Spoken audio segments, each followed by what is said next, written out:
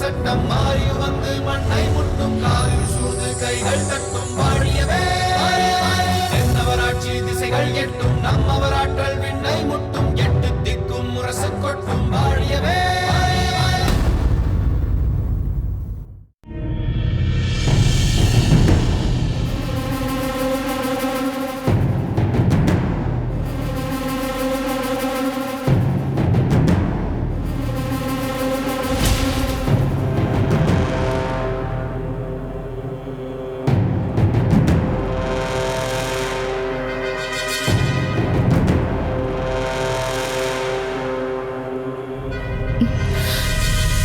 பிரபு, எதற்காக மணிமாறனையும் மகேந்திரனையும் அழைத்து வர சொன்னீர்கள்?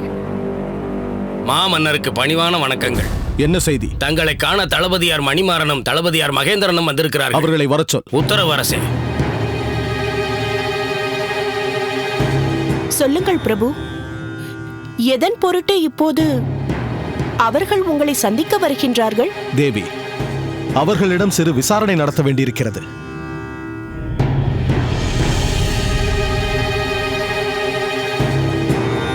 அதனால் அவர்களை வரச் சொல்லியிருக்கின்றேன்.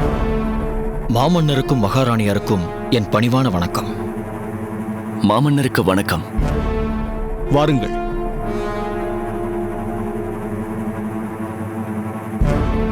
மன்னவா, எங்கள் இருவரையும் தாங்கள் அழைத்து வரச் சொன்னதாக எங்களுக்கு தகவல் வந்தது. ஆமாம், நான் தான் உங்கள் இருவரையும் அழைத்து வரச் சொன்னேன். உங்கள் இருவர் மீதும் எனக்கு ஒரு புகார் வந்துள்ளது.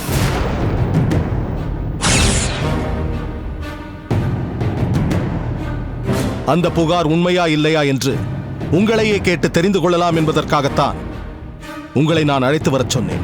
எங்களை பற்றி யார் புகார் கூறியது மன்னவா? என்னவென்று புகார் கூறினார்கள்? உங்களை பற்றி என்ன புகார் கூறினார்கள், யார் கூறினார்கள் என்பதெல்லாம் இப்போது முக்கியமில்லை. உங்கள் இருவர் மீதும் கூறப்பட்டுள்ள புகார் உண்மையா இல்லையா என்பதை நான் தெரிந்து கொள்ள வேண்டும். நான் கேட்கும் கேள்விகளுக்கு நீங்கள் இருவரும் உண்மையான பதில் கூற வேண்டும். உங்கள் இருவருக்கும் கருத்து வேறுபாடு வந்ததுண்டா? சொல்லுங்கள், கருத்து வேறுபாடு வந்ததுண்டா? இல்லை மன்னவா, எங்கள் இருவருக்குள்ளும் கருத்து வேறுபாடு வந்ததில்லை. என்ன மகேந்திரா? ஆம் மன்னவா, எங்களுக்குள் எந்த கருத்து வேறுபாடும் வந்ததில்லை. ஆக உங்கள் இருவருக்குள்ளும் இதுவரை கருத்து வேறுபாடு வந்ததில்லை, அப்படித்தானே? மன்னவா, நான் சொன்னதில் ஒரு சிறு திருத்தம். எங்கள் இருவருக்குள்ளும் அவ்வப்போது சிறிய அளவில் கருத்து வேறுபாடு வந்ததுண்டு. சிறிய அளவில் கருத்து வேறுபாடு என்றால் எனக்கு புரியவில்லையே. இல்லை மன்னவா, உதாரணத்திற்கு சொல்ல வேண்டுமென்றால், என் தங்கை கருங்குழலியை நேசிக்கும் மகேந்திரன் என் தங்கையிடம் முரண்பட்டு நடந்து கொண்ட சமயங்களில் நானும் மகேந்திரனிடம் முரண்பட்டிருக்கிறேன், கருத்து வேறுபாடு கொண்டிருக்கிறேன். மணிமாறா, இதுபோல் நடைமுறையில் இருக்கும் சிறு சிறு கருத்து வேறுபாடுகளும் எல்லா இடங்களிலும் எல்லோரிடத்திலும் இருந்து கொண்டுதான் இருக்கும். பெரிய அளவில் உங்கள் இருவருக்குள்ளும் கருத்து வேறுபாடு உள்ளதா என்றுதான் மன்னர் உங்களிடத்தில் கேட்கின்றார். அப்படித்தானே பிரபு? உண்மைதான் தேவி. இவர்களுக்குள் பெரிய அளவில் கருத்து வேறுபாடு இருக்கின்றதா என்பதுதான் எனது கேள்வி. அது இவர்களுக்குள் இல்லை. ஏன் மணிமாறா, உனக்கும் தளபதி செழியனுக்கும் இடையே ஏதேனும் கருத்து வேறுபாடு உண்டா? இல்லை மன்னவா. நீ சொல் மகேந்திரா, உனக்கும் தளபதி செழியனுக்கும் இடையில் கருத்து வேறுபாடு இருக்கின்றதா? இல்லை மன்னவா. உங்கள் இருவருக்கும் செழியனுக்கும் இடையில் எந்த கருத்து வேறுபாடும் இல்லை என்று சொல்கின்றீர்கள். அப்படி என்றால் செழியனுடன் எந்த கருத்து வேறுபாடும் இல்லாத நீங்கள் பின்பு எதற்காக அவனிடத்தில் சென்று சண்டையிட்டீர்கள்? தக்க சமயத்தில் அமைச்சர் அறிவுடை நம்பி வந்து உங்கள் இருவரையும் விலக்கிவிடாமல் இருந்திருந்தால் உனக்கும் தளபதி செழியனுக்கும் இடையில் பெரிய வாள் சண்டையே நடந்திருக்கும் என்கின்றார்களே. மகேந்திரா, மணிமாறா, உங்கள் இருவருக்கும் ஒன்றை நான் நினைவுபடுத்துகின்றேன். நீங்களும் இந்த பாண்டிய நாட்டின் தளபதிகள் தான் என்றாலும் செழியன் தளபதிகளில் முதன்மையான ஸ்தானத்தில் இருப்பவர். நீங்கள் இருவரும் தளபதி செழியனுக்கு கீழ்ப்படிந்து கட்டுப்பட்டு நடக்க வேண்டியவர்கள். நீங்களே இப்படி நடந்து கொண்டால் மன்னவா, எனக்கு எந்த விளக்கமும் தர வேண்டாம். உங்கள் இருவரையும் நான் எச்சரிக்கிறேன். இதுவே முதலும் கடைசியுமாயிருக்கட்டும். இனியும் இப்படி ஒரு சம்பவம் நடந்தால் உங்கள் இருவர் மீதும் நான் கடுமையான நடவடிக்கை எடுக்க வேண்டியிருக்கும். நீங்கள் செல்லலாம். உத்தரவு மன்னவா.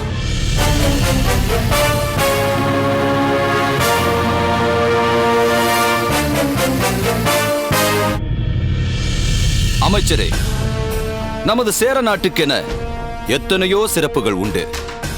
எமது தந்தையார் இமயவரம்பன் நெடுஞ்சேரலாதனை பாடிய குமட்டூர் கண்ணனார் உண்டு மகிழ்ந்தாயால் வைகரும் வாழிய வில் எழுதிய இமயத்தோடு கொல்லியாண்ட குடவர்கோலே என்று பாடினாரே, அது எப்பொழுது எதற்காக என்று அறிவீரா?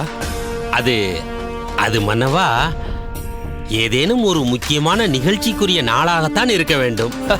அதுதான் எல்லோருக்கும் தெரியுமே. சேர நாட்டின் அமைச்சரான தங்களுக்கே சேர பேரரசை உருவாக்கி இமயம் வரை சென்று வந்த நெடுஞ்சேரலாதரை பற்றி பாடப்பட்ட பாடலை பற்றி தெரியவில்லை என்றால் வேறு யாருக்கு தெரிய போகிறது? மாறவேள், உனக்காவது அதை பற்றி தெரியுமா? அமைச்சருக்கே தெரியாத போது எனக்கு தெரியும் என்று சொல்லி அவரை நான் சங்கடப்படுத்த விரும்பவில்லை. அதாவது உனக்கும் தெரியவில்லை என்பதை இப்படி சொல்லிக் கொள்கிறாய், அப்படிதானே? கோட்டை தளபதியாக பதவியேற்றிருக்கும் வீரகேசரியை நான் எதுவும் கேட்கப் போவதில்லை. நெடுங்காலமாக பதவிகளில் அமர்ந்திருக்கும் இவர்களுக்கே தெரியாத போது இப்பொழுதுதான் புதிதாக பொறுப்பேற்றிருக்கும் அவரிடம் இதை பற்றி கேட்டு நான் அவரை சங்கடப்படுத்த விரும்பவில்லை. பிரதானியாரே, தாங்கள் இந்த பாடலை பற்றி அறிவீர்கள் அல்லவா? அறிவேன் மன்னவா. இமயம் வரை சென்று வந்து இமய வரம்பன் என்று பெயர் கொண்ட நெடுஞ்சேரலாதர் தன்னை எதிர்க்க துணிந்த கொல்லிமலை அரசனையும் அடக்கினார்.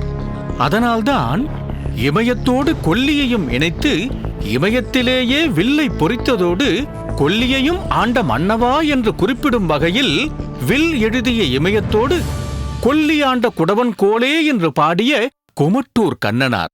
அத்தோடு மண்ணு மங்களம் எனும் பிறந்த நாள் காணும் நீ அனைவரோடும் இணைந்து அனைவருக்கும் அறுசுவை உணவு தந்து அவர்களோடு அமர்ந்து உண்டு மகிழ்கிறாய். இத்தகைய நீ நீண்ட ஆயுளோடு வாழ்வாயாக என்று வாழ்த்தும் வகையில் உண்டு மகிழ்ந்தாயால் வைகளும் வாழியே என்று பாடினார். அருமை அருமை. சேர நாட்டின் உண்மையான விசுவாசி தாங்கள்தான் என்பதை மீண்டும் ஒரு முறை நிலைநாட்டிவிட்டீர்கள். இப்படி மன்னர்களின் பிறந்த நாள் மிகவும் சிறப்பாக போற்றப்படுவது நீண்ட காலமாக நிலை பெற்றிருக்கும் மரபாகும். தங்கள் பிறந்த நாளையும் அவ்விதம் கொண்டாடுவது வழக்கம் தானே மன்னவா? சமீபத்தில் தங்களது பிறந்த நாளை சிறப்பாக கொண்டாடினோமே. ஆமாம் ஆமாம், சேர நாட்டு மக்கள் ஒவ்வொருவரும் தங்கள் வீட்டு விழாவாக கருதி அருமையாக கொண்டாடினார்களே. மன்னவா, அந்த விழாவில் தானே வீரர்களுக்கு நடுவே நடந்த போட்டியில் நான் வெற்றி பெற்றதை பாராட்டி எனக்கு கோட்டை தளபதி என்ற பதவியை தாங்கள் தந்தீர்கள். உண்மைதான். அதே போன்று என் மகள் பரிவாதினியின் பிறந்தநாள் விழாவையும் நடத்த விரும்புகிறேன். சேர நாடே வியந்து பாராட்டும் வகையில் எனது பிறந்தநாள் விழாவை விட பெரிய விழாவாக விரிவான முறையில் நடத்த விரும்புகிறேன். பல நாட்டு மன்னர்களையும் இளவரசர்களையும் வரவழைத்து அவர்கள் யாவரும் அதிசயிக்கும் வண்ணம் பல வீர சாகச நிகழ்ச்சிகளையும் கலை நிகழ்ச்சிகளையும் நடத்த விரும்புகிறேன். இத்தனை சிறப்பாக நடைபெற இருக்கும் என் மகள் பரிவாதினியின் பிறந்த நாள் அன்று பாண்டிய நாட்டு இளவரசன் மட்டும் சிறையில் அடைப்பட்டு இருப்பது பொருத்தமாக இருக்காதல்லவா? அன்று ஒரு நாள் மட்டும் இளம்வழுதியை விடுவித்து மற்ற இளவரசர்களைப் போல அவனும் நம் அழைப்பை ஏற்று வந்தவன் என்பது போல் காண்பித்துக் கொள்ள விரும்புகின்றேன். இதை பற்றி நீங்கள் என்ன நினைக்கிறீர்கள்? வேண்டாம் மன்னவா. கைதியாக இருக்கும் ஒருவனை எதற்காக விடுவிக்க வேண்டும்? அதிலும் அவன் யார்? தங்களை அவையில் வைத்து கொல்ல முயன்றவன். மற்ற இளவரசர்களோடு இணைத்து அவரை அமர வைக்க என்ன தகுதி இருக்கின்றது? நான் மட்டும் இதையெல்லாம் யோசித்திருக்க மாட்டேன் என்று நினைத்தீர்களா? சில நேரங்களில் வீட்டு பிரச்சனை நாட்டு பிரச்சனையாக மாறிவிடுகிறது. வீடு வேறு நாடு வேறு என்பது அந்த புற மங்கையர்களுக்கு புரிவதில்லை. என் மகள் மனைவி இருவருமே இளம்வழுதியிடம் அனுதாபம் கொண்டிருக்கிறார்கள். ஒரு பேரரசரின் மகன் மற்றொரு பேரரசருக்கு மருமகனாக போகும் ஒருவன் இங்கு வந்து இப்படி சிறைப்பட்டிருக்கிறானே என்று வேதனைப்படுகிறார்கள். மன்னவா, அதற்காக பொறு, நான் சொல்ல வந்ததை இன்னும் சொல்லி முடிக்கவில்லை. என் மகள் பரிவாதினியிடம் அவளது பிறந்தநாள் பரிசாக உனக்கு என்ன வேண்டும் என்று கேட்டேன். அவள் அப்போது இளம்வழுதியை விடுவிக்க வேண்டும் என்று கேட்டிருந்தால் கூட நான் சற்று யோசித்திருப்பேன். ஆனால் அவள் அப்படி கேட்கவில்லை. எனது பிறந்த நாள் அன்றாவது அவனுக்கு ஒரு நாள் விடுதலை தருமாறு கேட்டாள். இதை நான் எப்படி மறுக்க முடியும்? மன்னவா, தாங்கள் சொல்வதை கேட்கும்போது என் உடல் சிலிர்க்கிறது. இளவரசியாரின் மனிதாபிமானம் வியக்க வைக்கிறது. கூண்டிலே சுற்றி சுற்றி வரும் ஒரு பறவை அன்று ஒரு நாளாவது சுதந்திரமாக பறந்து திரியட்டுமே என்று நினைத்திருக்கிறார். இதை தாங்கள் அனுமதித்து இளம்வழுதியை விடுவிப்பதுதான் முறை. பிரதானியாரே, தாங்கள் என்ன இப்படி சொல்கிறீர்கள்? அவர் வேறு எப்படி சொல்வார்? இளம்வழுதியை விடுவித்து மேளதாளத்தோடு சோழ நாட்டிற்கு அனுப்பி வைக்கலாம் என்று யாராவது சொன்னால் கூட, ஆகா, மேலும் அவருக்கு காணிக்கையாக நவரத்தினங்களையும் அள்ளி கொடுத்து அனுப்பி வையுங்கள் என்றுதான் சொல்லுவார். மாரவேல் சொல்வது உண்மைதான் மன்னவா. ஏனோ தெரியவில்லை, ஆரம்பம் முதலே பிரதானியார் அந்த இளம்வழுதிக்கு சாதகமாகவே பேசிக் கொண்டிருக்கிறார். மன்னவா, எனக்கு என்னவோ இவர் நமது எதிரி நாட்டில் இருப்பவர்கள் மீது ஏதோ மறைமுக தொடர்பு இருந்து அதற்காக இப்படியெல்லாம் பேசுகிறாரோ என்று எனக்கு தோன்றுகிறது. அப்படி பார்த்தால் நீ கூட எதிரி நாட்டினரோடு மறைமுக தொடர்பு வைத்துக் கொண்டு அவர்களை திருப்திப்படுத்துவதற்காகத்தான் இளம்வழுதியோடு வந்த 4 வீரர்களையும் கொன்றுவிட ரகசியமாக விஷத்தை அனுப்பி வைத்தாயோ? மன்னருக்கே அவப்பெயரை ஏற்படுத்தும் செயலில் ஈடுபட்ட நீ அவரை விட பெரிதாக யாரை நினைத்து அப்படி செய்தாய் என்று சொல். அதன் பிறகு எனக்கு யாருடன் என்ன தொடர்பு இருக்கிறது என்று சொல்கிறேன். மாரவேல், யாரை பற்றி என்ன பேசிக் கொண்டிருக்கிறாய்? பிரதானியார் மாமன்னரின் தந்தையார் காலம் முதல் சேர நாட்டின் மதிப்பிற்குரியவராக விளங்குகிறார். அவரிடம் இப்படியெல்லாமா பேசுவது? மாமன்னர் கேட்ட விஷயத்திற்கு பதிலளிப்பதுதான் நமது பொறுப்பு. அதை பற்றி மட்டும் பேசு. பிரதானியார் தன் கருத்தை சொல்கிறார், நீ உன் கருத்தை சொல். மன்னவா, பாண்டிய இளவரசரை விடுவிப்பது எந்த வகையிலும் நல்லதல்ல. அவரை விடுவித்தால் அவர் குற்றவாளி இல்லை என்று நாமே ஏற்றுக்கொண்டதாகிவிடும். வாழ்க மாமன்னர்! என்ன செய்தி? பெரியவர் குணாளனும் அவரது புதல்வி அருந்ததி தேவியாரும் தங்களின் அனுமதிக்காக காத்து கொண்டிருக்கிறார்கள். உடனே உள்ளே வரச் சொல். உத்தரவு அரசே. மன்னவா, முக்கியமான ஆலோசனை நடைபெறும் இடத்திற்கு புதியவர்களை அனுமதிப்பது மரபல்ல. மரபு மாறாமல் தான் மாரவேல் எல்லாவற்றையும் செய்து கொண்டிருக்கிறாரா? குணாளன் யார்? மாரவேல் முதலாக நமது படைகளுக்கு ஆலோசனை வழங்கும் பொறுப்பில் இருப்பவர். அருந்ததி யார்?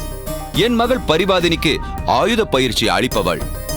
பரிவாதினி சொன்ன ஒரு கருத்தை பற்றி அருந்ததியோடு பேசுவது ஒன்றும் மரபை மீறிய செயலாகிவிடாது.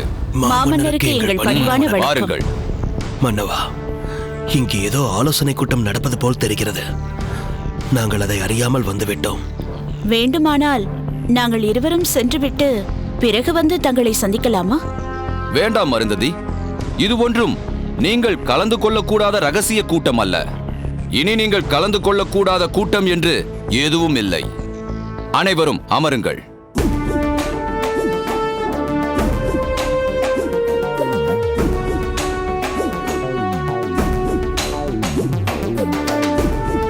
குணாளரே, அருந்ததி, நம் பரிவாதினிக்கு பிறந்தநாள் வரப்போவதை பற்றி உங்கள் இருவருக்கும் தெரிந்திருக்கும்.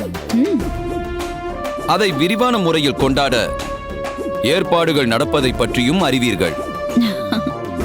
அன்றைய தினம் இளம்பழுதியை விடுவித்து அன்று ஒரு நாள் முழுவதும் அவனை இயல்பாக எல்லா இளவரசர்களோடும் கலந்து பழகும் வகையில் அவைக்கு வரவேண்டும் என்பது பரிவாதினியின் விருப்பம். இளவரசியாரின் விருப்பம் என்று வரும்போது அது நிச்சயம் நிறைவேற்றப்படத்தான் வேண்டும். மகள் எதை விரும்பினாலும் மறுப்பின்றி செய்யும் தாங்கள் இதை மட்டும் மறுக்கப் போகிறீர்களா என்ன?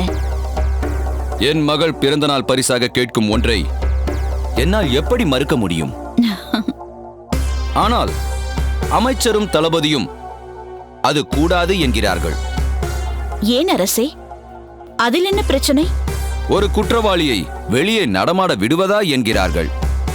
அரசே, அவரை குற்றவாளி என்று கருதி இருந்தால் இளவரசியார் இவ்விதம் கேட்டிருப்பாரா? இளவரசியார் சோழ இளவரசியார் மலர்கொடியை பற்றி நன்கு அறிந்திருக்கிறார். அவரது நிலையை நினைத்து இவர் வருந்துகிறார். ஓர் இளவரசி இந்த அளவிற்கு இரக்கம் உள்ளவராக, கருணை உள்ளம் கொண்டவராக இருப்பதைக் கண்டு நான் அதிசயித்து போனேன். அவர் தகுதிக்கு என்னை அருகில் நிற்க வைத்து பேசுவதே அதிகம். ஆனால் அவரோ என்னிடம் ஒரு அன்பு தோழியாக, அருமை சகோதரியாக நடந்து கொள்கிறார். கல்விக்கு கலைமகள் என்று சொல்பவர்கள் இளவரசியாரிடம் பேசி பழகாதவர்கள் என்று பொருள். எந்த இலக்கியத்திலிருந்தும் எதை கேட்டாலும் சொல்பவராக இருக்கிறார். கலைகள் அனைத்தையும் முறைப்படி கற்றிருக்கிறார்.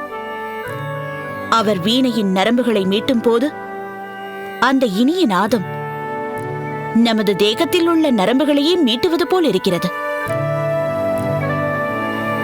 யார் வந்து தங்கள் துன்பத்தை கூறினாலும் மறுகணமே அவர் கழுத்தில் அணிந்திருக்கும் ரத்தின மாலையே கலற்றித் தரும் அளவிற்கு கருணையுள்ளம் கொண்டவராக திகழ்கிறார்.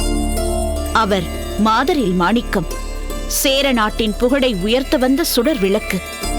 அவர் ஒன்றை கேட்டு, அதிலும் தமது பிறந்தநாள் பரிசாக கேட்டு அதை தாங்கள் செய்ய முடியாத நிலை வந்துவிட்டதென்றால் அது சேர மரபின் புகழுக்கே களங்கமாகிவிடும். இல்லை அருந்ததி, இல்லை. பெற்ற தந்தையான நான் கூட என் மகளை இந்த அளவிற்கு புரிந்து கொள்ளவில்லை. நீயோ பரிவாதினியின் பண்புகளை எடுத்துக் கூறி என் நெஞ்சை நெகிழ செய்து விட்டாய். இனி நான் இதை பற்றி ஆலோசனை நடத்த தேவையில்லை. இளம்பழுதியை அன்று ஒரு நாள் விடுவிப்பது என்று உறுதியாக தீர்மானித்து விட்டேன்.